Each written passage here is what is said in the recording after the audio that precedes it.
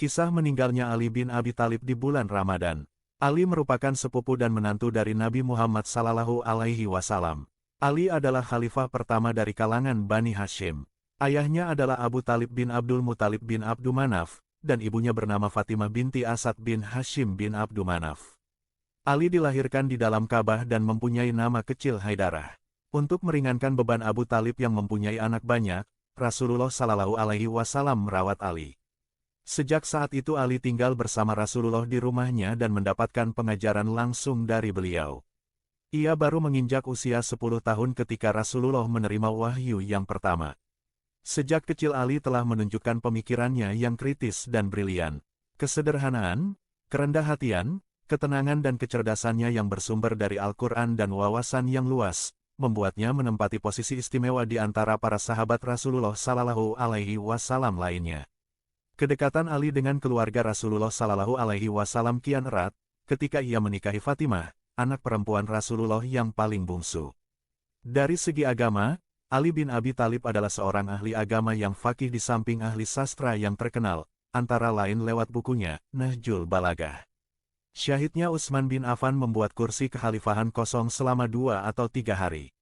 Banyak orang, khususnya para pemberontak, mendesak Ali untuk menggantikan posisi Utsman.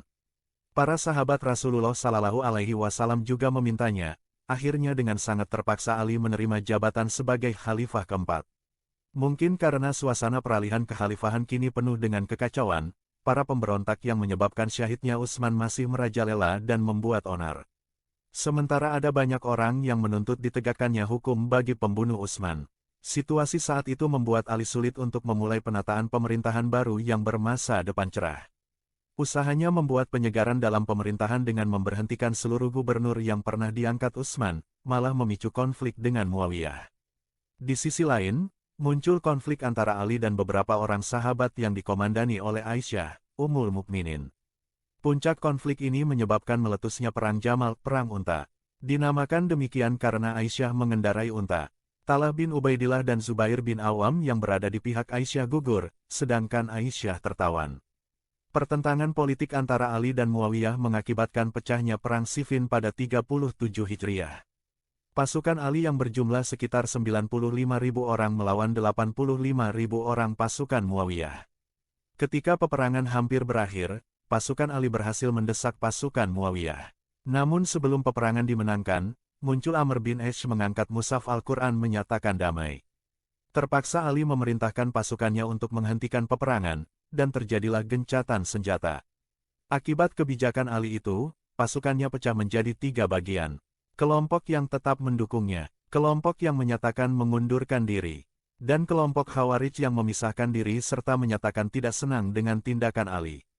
Kelompok ketiga inilah yang akhirnya memberontak, dan menyatakan ketidaksetujuan mereka terhadap Ali sebagai khalifah, Muawiyah sebagai penguasa Suriah dan Amr bin Ash sebagai penguasa Mesir. Mereka berencana membunuh ketiga pemimpin itu. Untuk mewujudkan rencana tersebut, mereka menyuruh Abdurrahman bin Muljam untuk membunuh Ali bin Abi Thalib di Kufah, Amr bin Bakar bertugas membunuh Amr bin Ash di Mesir dan Hujaj bin Abdullah ditugaskan membunuh Muawiyah di Damaskus. Hujaj tidak berhasil membunuh Muawiyah lantaran dijaga ketat oleh pengawal. Sedangkan Amr bin Bakar tanpa sengaja membunuh Kharijah bin Habitat yang dikiranya Amr bin Ash. Saat itu Amr bin Ash sedang sakit sehingga yang menggantikannya sebagai imam sholat adalah Kharijah. Akibat perbuatannya, Kharijah pun dibunuh pula. Sahabat semua, nama lengkap Ibnu Muljam adalah Abdurrahman bin Amr bin Muljam al-Muradi. Ia terkenal dengan panggilan Ibnu Muljam. Tanggal dan tahun lahirnya tidak diketahui, namun dalam kitab Al-A'lam karya Al-Zarakli disebutkan bahwa ia pernah bertemu dengan masa-masa jahiliyah dan berhijrah pada masa pemerintahan Khalifah Umar bin Khattab. Ia juga merupakan salah satu orang yang mengikuti pembebasan Mesir, Fat Misra, dan setelah itu ia menetap di sana. Sosok ahli fikih dan ahli Quran diceritakan oleh Syamsuddin Adz-Zahabi 748 Hijriah dalam kitabnya Tarikhul Islam wa Wafayati Masyahiril A'lam bahwa Ibnu Muljam merupakan sosok ahli Al-Quran dan ahli fikih. Selain itu, ia merupakan orang yang gemar beribadah. Ibnu Muljam belajar Al-Quran kepada seorang sahabat kebanggaan Rasul yang pernah dikirim ke Yaman, yaitu Muaz bin Jabal. Tidak hanya belajar kepada Muaz bin Jabal, Ibnu Muljam juga pernah mengutus Sabik at-Tamimi untuk menanyakan pertanyaan-pertanyaan yang berkaitan dengan Al-Quran kepada Umar. Sehingga secara tidak langsung, ia juga berguru kepada Umar bin Khattab. Semasa pemerintahan Amirul Mukminin Umar bin Khattab, Ibnu Muljam merupakan seseorang yang sangat istimewa. Pasalnya, ia diberi kepercayaan oleh Umar bin Khattab untuk mengajar Al-Quran di masjid. Bahkan, agar memudahkan ia mengajar Al-Quran di masjid, Umar bin Khattab memerintahkan Amr bin Esh untuk memperluas rumah Ibnu Muljam agar lebih dekat ke masjid agar ia mengajar Al-Quran dan fikih di sana. Rumah Ibnu Muljam juga dekat dengan Abdurrahman bin Udais al-Balawi, yakni orang yang nantinya termasuk otak pembunuhan Utsman bin Affan. Abdurrahman bin Muljam berhasil membunuh Ali yang saat itu tengah menuju masjid. Beliau gugur sebagai syuhada di dekat pintu Masjid Kufah. Saat itu Ali sedang bersiap untuk melaksanakan sholat fajar, setelah melewati jalan-jalan kota untuk membangunkan penduduk. Dia memanggil mereka dengan suaranya yang mulia, "Bangunlah wahai kaum muslimin, marilah kita sholat, semoga Allah memberi kalian rahmat." Saat itu dengan mengendap-endap di kegelapan malam, Abdurrahman bin Muljam mendekati Ali. Ali saat itu tidak memiliki pengawal sehingga pembunuhan gelap terhadapnya tentu hal yang mudah, tidak membutuhkan waktu dan keberanian lebih. Saat itu juga, dia menikam Ali bin Abi Thalib. Amirul Mukminin telah menemui sang Khalik karena tusukan pedang beracun seperti halnya Umar bin Khattab. Dengan perasaan bangga, karena Ibnu Muljam sudah berhasil membunuh Ali bin Abi Thalib.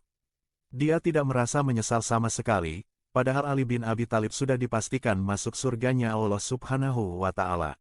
Sedangkan Ibnu Muljam dengan tindakan tersebut, bahkan dengan perasaan yang bangga akan semakin menjauh dari surganya Allah Subhanahu wa Ta'ala.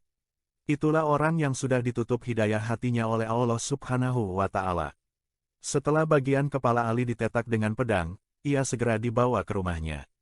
Ketika dia harusnya meminta pertolongan, Ali justru meminta orang-orang yang membawanya untuk kembali ke masjid melaksanakan sholat fajar sebelum habis waktunya. Pembunuhan tersebut terjadi pada Jumat subuh 18 Ramadan tahun 40 Hijriah. Khalifah Ali wafat pada Sabtu, 19 Ramadan 40 Hijriah dalam usia 63 tahun. Syahidnya Ali bin Abi Thalib menandai berakhirnya era Khulafaur Rasyidin. Terima kasih.